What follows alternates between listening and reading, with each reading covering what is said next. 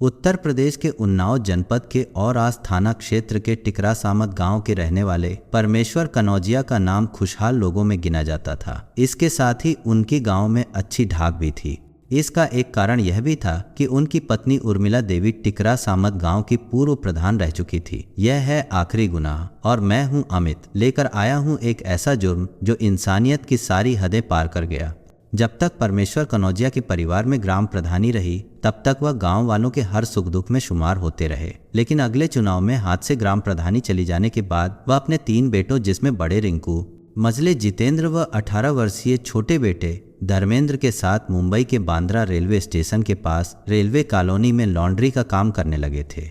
यहाँ रहते हुए उनका छोटा बेटा धर्मेंद्र काम के साथ पढ़ाई भी करता रहा और साल 2020 में उसने 12वीं की परीक्षा भी दी थी। लेकिन साल 2020 लगते ही कोरोना के चलते देश के हालात खराब होने लगे तो सरकार ने देश भर में लॉकडाउन लगाने का फैसला कर लिया तो लोग शहरों से वापस अपने गांव में पलायन करने लगे।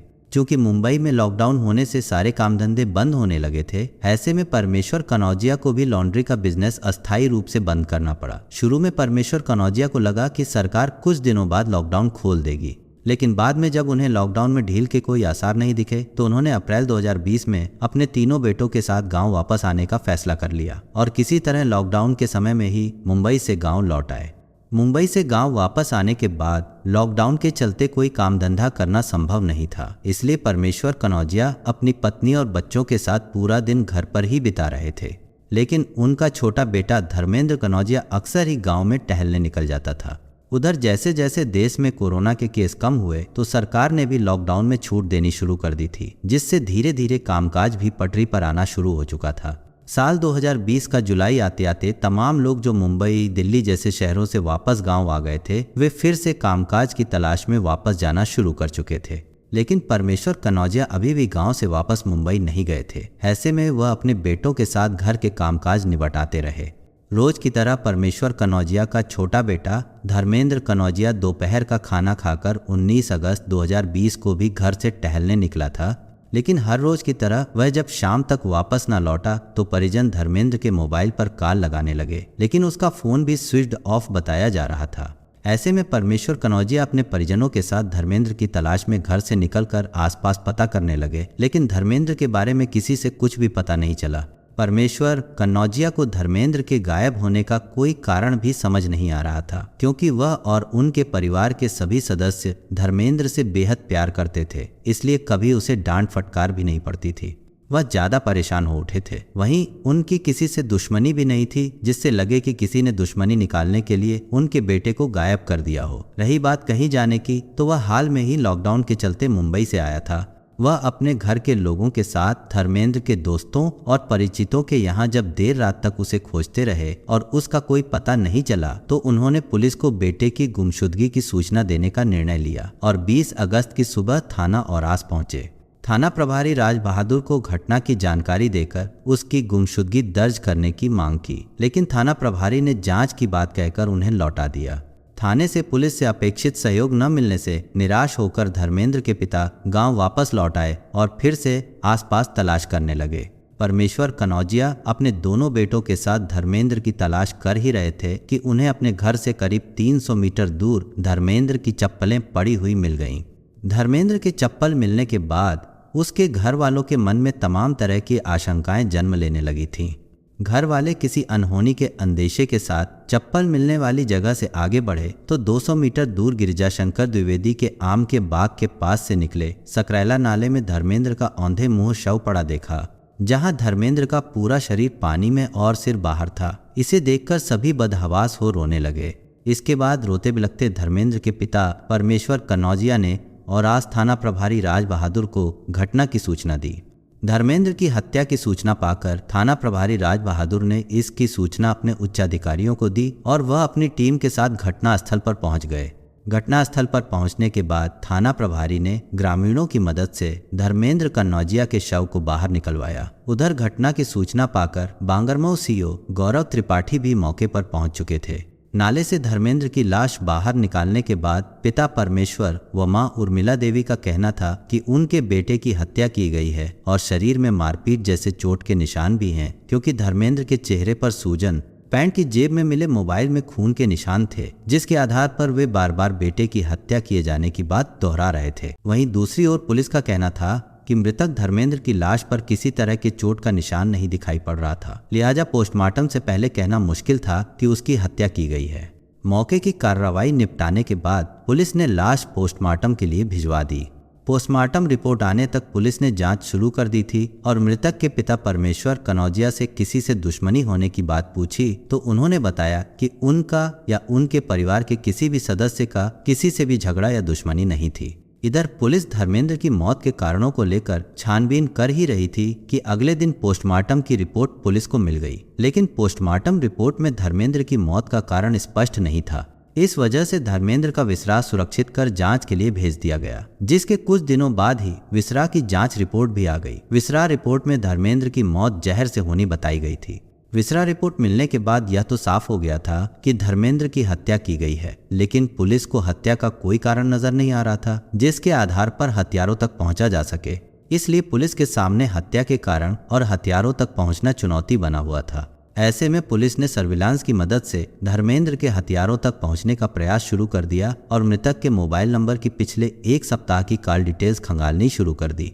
धर्मेंद्र की हत्या के लगभग 1 महीना बीतने को था, लेकिन पुलिस अभी भी हत्या के कारणों का पता लगाने व हथियारों तक पहुंचने में नाकाम रही थी। धर्मेंद्र की कॉल डिटेल्स के आधार पर भी हथियारों तक पहुंचना पुलिस को कठिन लग रहा था।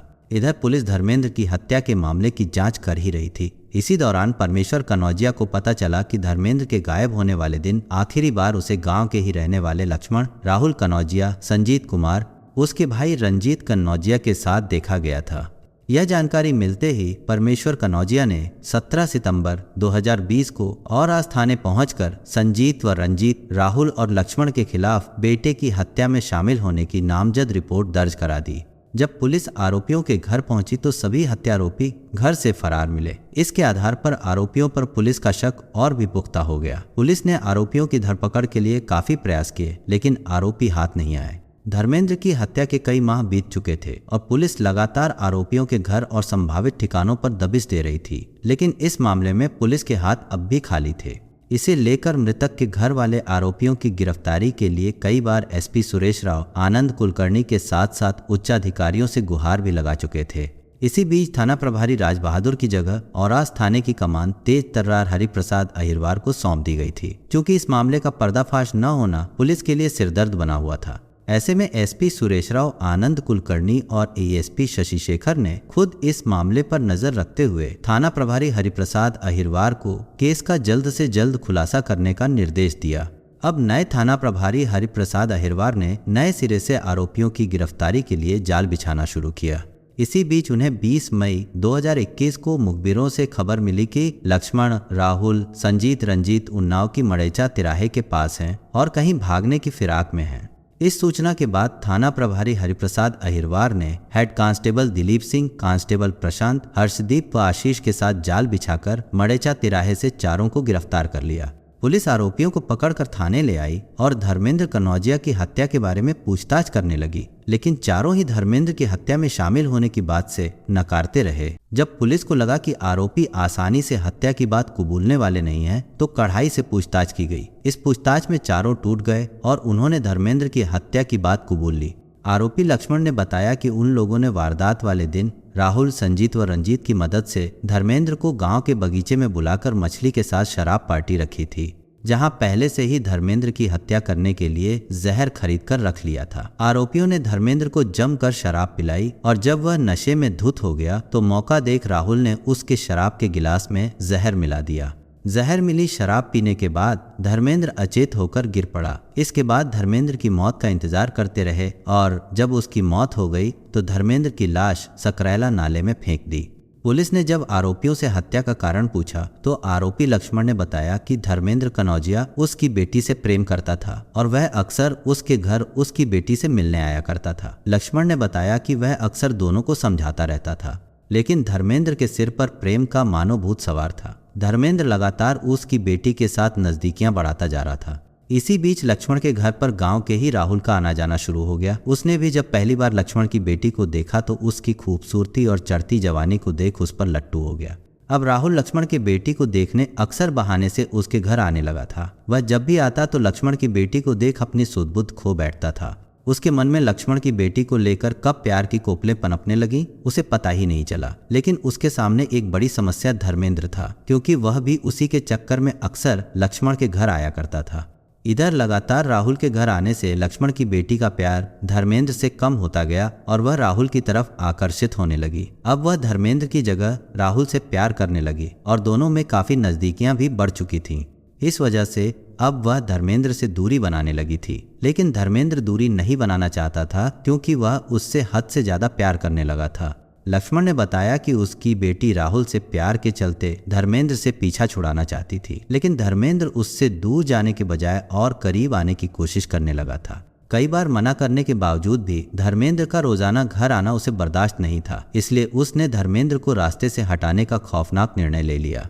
इसके लिए लक्ष्मण ने बेटी के दूसरे प्रेमी राहुल के साथ ही संजीत कुमार, उसके भाई रंजीत को भी धर्मेंद्र की हत्या की साजिश में शामिल कर लिया। फिर तय प्लान के अनुसार धर्मेंद्र को विश्वास में लेकर उसे शराब और मछली की पार्टी के लिए गांव से सटे बगीचे में बुलाया, जहां 19 अगस्त 2020 को पार्टी के दौरान उसके शराब के पैग में जहर मिलाकर उसकी हत्या कर दी और लाश पास के नाले में फेंक दी।